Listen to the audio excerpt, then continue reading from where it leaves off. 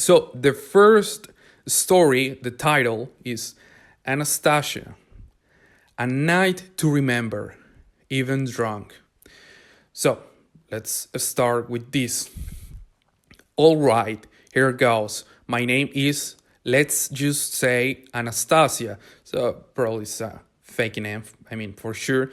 I don't want anyone recognizing me, not even by accident. You will understand why. This happened a few years ago, just before the pandemic hit. A year earlier, late 2018, I had gotten married. Everything was great, let me tell you.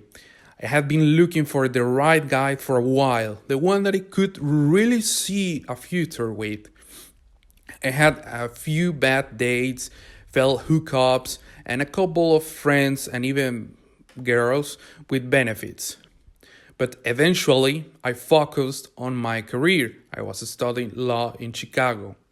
So when I finished, surprise, surprise, I was as lonely as a gay guy in a brothel. Well, that's a good example. I would say they are not. I would say that they are not that lonely. Maybe they could, their friends. I don't know. I was using dating apps when I met the man who is now my husband, who, by the way, knows nothing about what I'm going to confess here. Let's call him Biani. So this girl is still married, and this dude doesn't know. Just to clarify, I don't know. The thing, the thing that we're gonna. I mean, I know the story, but I read it again. So let's trying to pretend the shock a little bit here. Johnny and I dated for a few months, moved together, got married. A few months later, after the marriage, he tells me an old friend from his hometown wants to visit. They hadn't seen each other in about 10 years. I said, sure, no problem. Let's call the friend Robert. So I think we can kind of see where this is going, but let's keep going. He came to stay for 3 or 4 days, 2 nights before he left. The three of us were drinking in the living room, snacking on chips, mostly the two of them catching up. They barely knew what was going on in each other's lives. Robert didn't know Johnny had gotten married, and Johnny didn't know Robert was doing pretty well with the business he started with his dad. You might be starting to smell where this is going. Yes, I will say it. I mean, when I read it the first time, I was, an external person drinking, justifying. So yeah, I think we see where this is going. But I mean, let's keep checking on that. That night, Johnny passed out from the drinking. I stay up drinking with Robert until he went to his room, and I end up passed out on the couch, drunk as hell. Thing is, alcohol makes me horny. I mean, it's a common thing. I want sex. Somehow, I end up in a bed. I gave him a BJ. I think I will just keep with the BJ. It didn't say the word, and I don't know.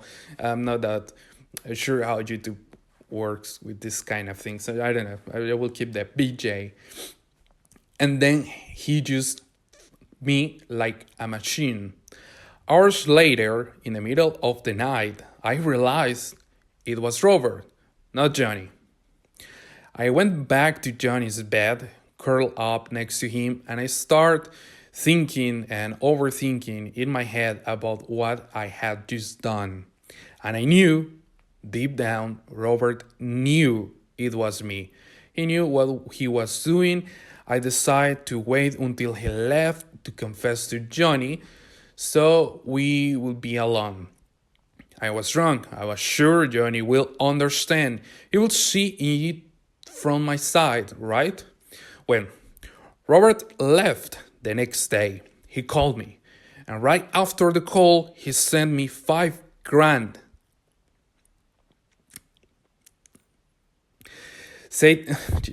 Said he didn't want to come back to the house. I mean, I can imagine why, felt terrible, and that's he will slowly cut contact with Johnny. Like, yeah, I imagine visit again after that. That's just the screenplay of a porn. Oh, right, I forgot to mention we were broke, so that money saved us. I told Johnny it was help from my sisters, and he bought it. Oh, Jesus, too many things to discuss here. Let's read the ending. And now, time's passed. I never told him. Robert disappeared from our lives, and I never planned to say a word.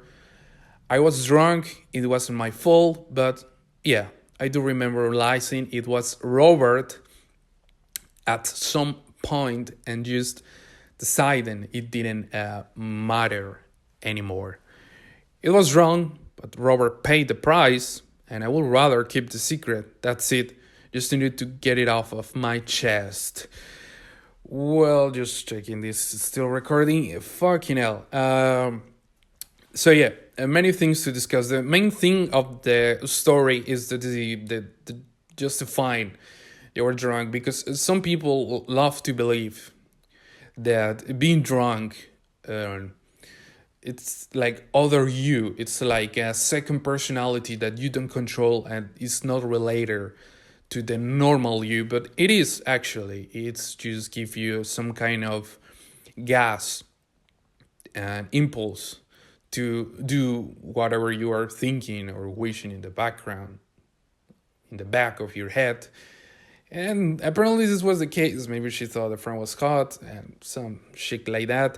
I don't know. I'm really sure she was aware in the middle of alcohol what was going on, you know. But what can I tell you? What can I tell you? Also, I think she's the kind of person, this is really common, that decides to blame everything around her but herself and her actions, because it doesn't seem to me in the confession, besides she's confessing, which gives me the thought that she feels guilty somehow, but it doesn't seem like she really blames herself. Like, the one that had the responsibility, the emotional responsibility there, was herself. I mean, the friend had some responsibility, but she's the partner. The friend can be an asshole, an idiot, and that prioritized sex over friendship. That's his problem. But they just got married, and I think the money, many things to justify what just happened. The thing is, guys, and I think a rational adult could see that alcohol doesn't justify many things. Like, if I got drunk and I hit